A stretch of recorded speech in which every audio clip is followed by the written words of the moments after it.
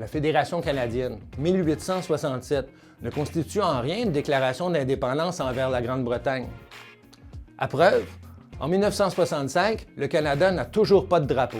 Le Canada a bien un emblème, bien sûr, mais c'est toujours l'Union Jack, le drapeau de l'Empire britannique.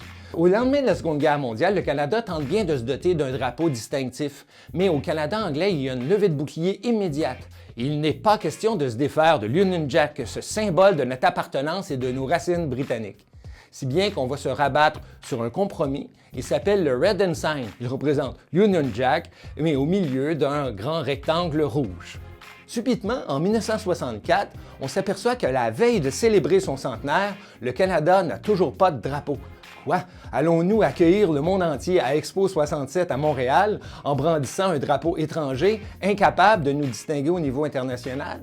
Au début de 1964, le premier ministre Lester B. Pearson propose un modèle, le trifolié, représentant 3 feuilles d'érable, c'est-à-dire l'une représentant les Autochtones, le fait français et le fait britannique, serti de 2 bandes verticales représentant l'origine du fait français au Canada.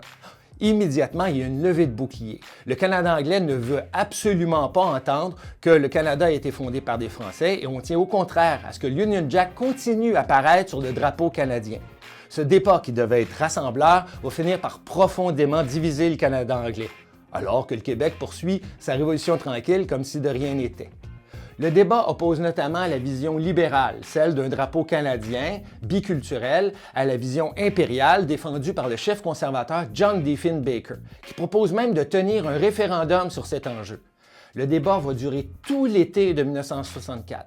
Finalement, à l'automne, on lance un concours national. Tous les Canadiens sont invités à proposer leur modèle de drapeau canadien. Il y en a des centaines qui parviennent. La plupart reprennent l'idée du biculturalisme français, la fleur de lys, et britannique avec l'Union Jack ou la feuille d'érable ou le castor même. Des modèles les plus extravagants sont proposés. Finalement, c'est le modèle proposé par le Kingston Military College qui représente une feuille d'érable rouge, bardée de 2 rectangles rouges, qui est retenu.